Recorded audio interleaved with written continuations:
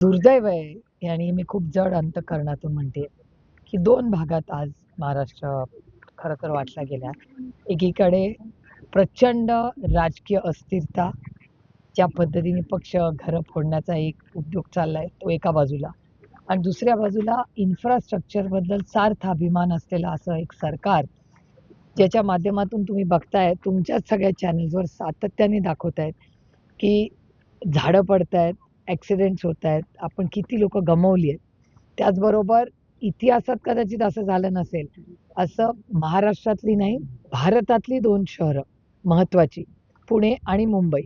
ह्या दोन्हीमध्ये आज ना गाडी आहे ना ट्रेन आहे. म्हणजे तुम्ही विचार करा, इन्फ्रास्ट्रक्चर आणि पॉलिसी पॅरालिसिस झालाय, अशी दुर्दैव हे या राज्यात झालेलं आहे आणि ह्याच्यात पूर्णपणे महाराष्ट्र भरडला जातो. नाही नाही, एक तर पेपर फुटले, सगळे फुटले, पण आज तर मिसिंग लिंक सुद्धा फुटला. काय सांगा? नाही, मिसिंग लिंकबद्दल तुम्ही ट्वीट बघितलं असेल. मला आठवतंय, की मीच स्वतः अडकले होते ट्रॅफिकमध्ये आणि तेव्हा माननीय मुख्यमंत्र्यांनी सांगितलं होतं, की आज नंतर सुप्रिया सुळे कधीच मिसिंग लिंकमध्ये अडकणार नाही. आता मला माहिती नव्हतं मिसिंग लिंक बंदच होणार आहे. त्याच्यामुळे अडकायचा प्रश्नच येत नाही. पण मला आश्चर्य वाटतं, की ज्या मिसिंग लिंकबद्दल एक व्हिडिओ आलाय माझ्याकडे आता आणि मी पत्र लिहिणार आहे माननीय मुख्यमंत्र्यांना, की माननीय मुख्यमंत्र्यांनी ह्याच्यावर एक पूर्णपणे इन्क्वायरी लावली पाहिजे. कारण का 2 गोष्टी झाल्यात. एक तर त्यांचं म्हणणं आहे हा डिझाइन हा टेक्निकली कितीही पाऊस पडला आणि कितीही वारा असला, तरी त्याच्यात डॅमेज होणार नाही. असं एक स्टेटमेंट सरकारकडून आलंय आणि त्याचबरोबर आणि त्याच पार्श्वभूमीवर आज ज्या पद्धतीने तिथली स्लॅब कोलॅप्स झाली आहे का काय नक्की झालंय, हे टेक्निकलच माणूस सांगू शकेल. पण पूर्णपणे लोकांच्या मनात भीती आहे. लोकांना मिसिंग लिंकमधून जायला भीती वाटते, असं अनेक लोकं मला सकाळी पुण्यात म्हणाले, की नक्की या इन्फ्रास्ट्रक्चरमध्ये चाललंय तरी काय? त्यामुळे लोकं ह्या सगळ्या प्रक्रियेमध्ये प्रचंड हे जे प्रोजेक्ट झाले, त्याच्यामध्ये कॉस्ट म्हणजे जर एखादी गोष्ट पहिले ₹5 सुरू झाली, त्याचं एस्केलेशन होऊन 10 आणि ₹15 हे प्रोजेक्ट झालेत. त्यामुळे एकीकडे कॉस्ट एस्केलेशन, दुसरीकडे सुरक्षिततेबद्दल कुठलीच खबरदारी या सरकारने घेतलेली नाही. त्यामुळे सामान्य माणसाच्या जीवाची काही किंमत नाही राहिली या सरकारला. त्यांचे अध्यक्ष काय एखादी गाडीचा ॲक्सिडेंट झाला, झाड पडला म्हणून हसतायत. इतकं असंवेदनशील हे सरकार झालंय. तर यावरूनच मुख्यमंत्री देवेंद्र फडणवीस असं म्हणतात, त्यावेळी सकाळी तुम्ही मीडियाला स्टेटमेंट केलं आणि त्यावर 12 वाजता मुख्यमंत्री बोलले. ते असं म्हणतात की ज्यांनी आयुष्यात कधी पूलच बांधला नाही किंवा साधा एक पूल सुद्धा त्यांना बांधता आला नाही, आणि ज्यांच्या पक्षानं महाराष्ट्राचा सत्यानाश केला, त्यांना आम्ही काय उत्तर देऊ? हो, पण ते माझ्याबद्दल नाहीच आहे. पुण्यात सगळ्यात जास्त पूल राष्ट्रवादी काँग्रेस पक्षाने बांधलेत आणि महाराष्ट्रातले सगळे वाशीला जाऊन बघा ना, वाशीचे जे पूल आहेत, जुनी सगळी 70 वर्षाचा हिशोब काढा, जे काही महाराष्ट्रात पूल झाले, ते काँग्रेस राष्ट्रवादीनेच केले ना. त्याच्यामुळे तो मला टोला नाहीये. तो त्यांनी कुणाला टोला मारला त्यांना जाऊन विचारा. 2 दिवसापूर्वी कालच एक मुख्यमंत्र्यांचं वक्तव्य होतं रस्त्याबद्दल एकंदर 2 खड्डे पडले. कसं बघता ते वक्तव्य? मला आश्चर्य वाटतंय कारण का देवेंद्रजी हे अतिशय संवेदनशील मुख्यमंत्री म्हणून त्यांच्याकडे आम्ही पाहतो. त्यामुळे ज्या पद्धतीने या मिसिंग लिंकच्या ज्या घटना झाल्यात, ह्या धक्कादायक आहेत. म्हणजे भारतीय जनता पक्षाचे मुंबईचे अध्यक्ष ज्या पद्धतीने, क्रूर पद्धतीने त्यांनी एका मृताची थट्टा केली, त्यांना ते हास्यास्पद वाटतं. की हा चेहरा कुठल्याही व्यक्तीचा हा धक्कादायक आणि भारतीय जनता पक्ष अति एक सुसंस्कृत पक्ष होता. मी स्वतः त्यांच्याबरोबर अनेक वर्ष जवळून मी अटलजींची भाषणं, त्यांच्या मनातली अनेक वेळाची अस्वस्थता, अटलजी असतील, अडवाणीजी असतील, हे सगळी पाहिलेली आहेत. त्यांची भाषणं आपण सगळ्यांनी ऐकलेली आहेत. काय झालंय म्हणजे तुम्ही विचार करा, ज्या रामाच्या मंदिरासाठी या सगळ्यांनी एवढे कष्ट केले, कष्टांची एवढा मोठा संघर्ष केला आणि आमच्या सगळ्यांसाठी, इथे उपस्थित सगळ्यांसाठीच अयोध्या हे श्रद्धेचं स्थान आहे. किंवा मध्य प्रदेशमध्ये झालेला भ्रष्टाचार, उज्जैन आणि अयोध्या हे आपल्या सगळ्यांसाठीच श्रद्धेचं स्थान आहे. त्या श्रद्धेच्या स्थानामध्ये भ्रष्टाचार जर होत असेल, मर्यादा पुरुषोत्तम राम ज्यांनी आपल्याला मर्यादा ठेवायला शिकवलं, असं मर्यादा पुरुषोत्तम रामाच्या देवळामध्ये तुम्हीच दाखवले आम्हाला व्हिडिओ. आम्हाला काय माहिती उत्तर प्रदेशमध्ये काय चाललंय? आम्ही आपली इंदापूर, दौंड, बारामती फिरणारी लोक. आम्ही इथे बसलोय, आमचे सुख-दुःख एकमेकाला सांगत. इथे शेतकऱ्यांवर एवढा अन्याय होतोय, एवढे मोठे तुम्ही बघताय शेतकऱ्यासाठी आंदोलन रोहित रोज करतोय. किती जणांनी जीव दिलाय, आत्महत्या केल्या शेतकऱ्यांनी. अशा परिस्थितीत एकीकडे महाराष्ट्र आहे आणि दुसरीकडे राम लल्ला, मर्यादा पुरुषोत्तम रामाचे इथे तुम्ही व्हिडिओ दाखवले तुमच्या चॅनलवर, की त्या चॅनलमध्ये कोणीतरी इथे पैसे लपवतोय, कोण चांदी लपवतोय. अतिशय लाजिरवाणी आणि गलिच्छ आहे हे जे चाललंय आणि याची इन्क्वायरी झाली पाहिजे. आम्ही सगळेच मिळून, मी इंडिया अलायन्सच्या मीटिंगमध्ये सगळ्याच आमच्या घटक पक्षांना विनंती करणार आहे, की अयोध्या ते उज्जैन आमच्यासाठी श्रद्धेचं स्थान आहे.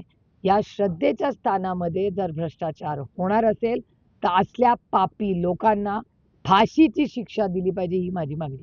सरन्यायाधीशांना तुम्ही पत्र लिहिलं आहे का इंडिया आघाडीच्या नेत्यांनी? काय संदर्भ आहे त्याचा? नाही, आमचं म्हणणं आहे की ज्या चुकीच्या गोष्टी झाल्यात किंवा वेस्ट बेंगॉलमध्ये ज्या घटना झाल्या त्या सगळ्या आम्हाला योग्य वाटत नाहीत.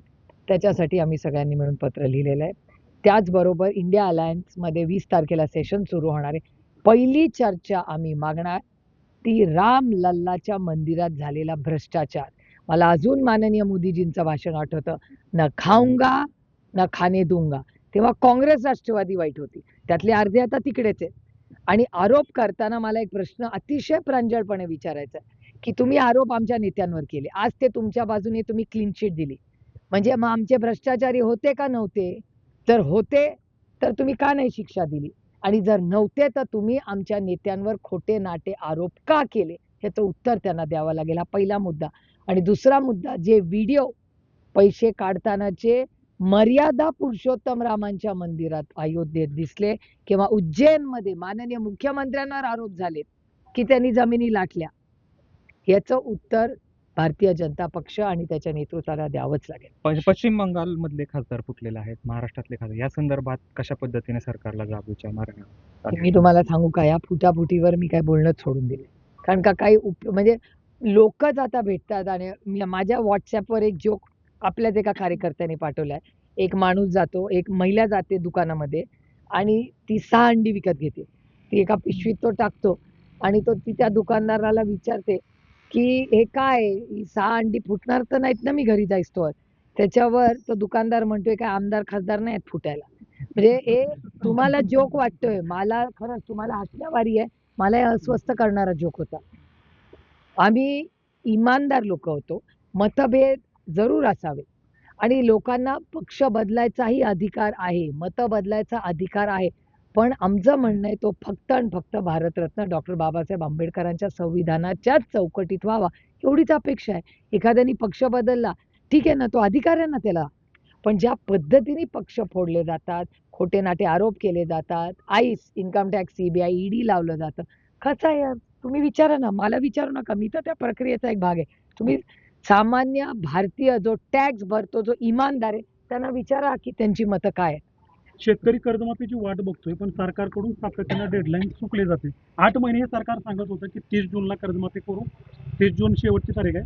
आता 5 जुलै दिली, 5 जुलै दिली. आता इन्कम टॅक्सचा मुद्दा पुढे केला जातो की शेतकऱ्यांना इन्कम टॅक्स आधी चेक करतोय. तर काय वाटतंय सरकारच्या भूमिकेकडे कर्जमाफीच्या? ही फसवी कर्जमाफी आहे. आदरणीय पवार साहेबांनी कधी तारीख पे तारीख दिली नाही. मनमोहन सिंग साहेबांच्या सरकारमध्ये आदरणीय पवार साहेबांनी 70,000 कोटी रुपयाची कर्जमाफी सरसकट केली होती. आता ह्यांना एवढं काय करायला मला सांगा. लाडकी बहीण योजनेमध्ये आता KYC सांगतात. लाडकी बहीण योजनेमध्ये 80 लाख ते 1 कोटी महिलांचे पैसे बंद केले. कोणी याचं उत्तर देऊ शकेल का? आमच्या मनमोहन सिंग साहेबांच्या सरकारने गाव, वाडी, वस्तीपर्यंत दिले की नाही आधार कार्ड? सगळ्यांना मिळाले ना? मग KYC लिंक करायला काय अडचण आहे? जनधन योजना केली ना, ती पण मनमोहन सिंग साहेबांची आहे. जनधन योजना जर गावापर्यंत पोहोचू शकते, तर लाडकी बहीण योजना का नाही पोहोचू शकत? यांना द्यायचेच नाहीत पैसे. इलेक्शन आले की पैसे द्यायचे. इलेक्शन संपलं की यांचं खरं रूप दिसतं. वारी आलेली आहे, मोठा पाऊस जो आहे तो पडतोय, इंद्रायणी दुतडी वाहून वाहतीये. आव्हान केलं जातंय की जिथं आहे तिथंच थांबा, आळंदीत येऊ नका. प्रशासनाशी या संदर्भात काय बोलणं झालंय? नाही, प्रशासनाशी आम्ही सकाळपासून कॉन्टॅक्टमध्येच आहोत. कारण का ज्या पद्धतीने मुंबई पुण्याचा रस्ता बंद आहे, अनेक ठिकाणी पाणी आहे, झाडं पडली आहेत, लोकांचे ॲक्सिडेंट होत आहेत, लोकं गेली आहेत त्याच्यामुळे. त्यामुळे ही सगळी परिस्थिती अतिशय गंभीर महाराष्ट्रात झाली आहे. आमची विनम्र विनंती आहे महाराष्ट्राच्या माननीय मुख्यमंत्र्यांना की त्यांनी ह्याच्यात इमर्जन्सी मीटिंग बोलवावी आणि सगळे कलेक्टर, कमिशनर या सगळ्यांना त्यांनी सांगितलं पाहिजे की काय काय स्टेप सगळ्यांनी मिळून घेतले पाहिजे. आणि हे राजकारण करायची वेळ नाही. ही माणसं कोणी अडचणीत अडकू नये ह्याच्यासाठी प्रयत्न एकत्रपणे करायची वेळ आहे. प्रत्येकजण तुम्ही म्हणताय राजकारण करायची वेळ नाही, सत्ताधारी म्हणतात राजकारण करायची वेळ. नेमकं राजकारण कोण करते? राजकारण हे बघा, जेव्हा भाषणं होतात ना सत्ताधाऱ्यांची किंवा पक्षफोडी, घरफोडी, त्याच्यात इतकी व्यस्त असतं ना या सरकारला, की यांना प्रशासनात वेळच नाही. तुम्ही बघा ना, ह्या सगळ्या पाण्याच्या प्रक्रियेत किंवा या महिलांचे प्रश्न असतील, शेतकऱ्यांचे प्रश्न असतील किंवा इन्फ्रास्ट्रक्चरचे प्रश्न असतील, ह्याच्यात भ्रष्टाचार होतोय असं वारंवार यांनी तर सांगा, येतं सगळं. यांनी राम मंदिर पण नाही सोडलं. म्हणजे जर प्रभू रामाला हे सोडू शकत नाही, ज्यांना केंद्रबिंदू ठेवून हे सत्तेत आले, ज्याच्यावर आपली श्रद्धा आहे, त्यालाच हे लोकांनी जर भ्रष्टाचारात एवढं केलं, अपमान केला, बाकीच्यांचं काय हो? थँक्यू.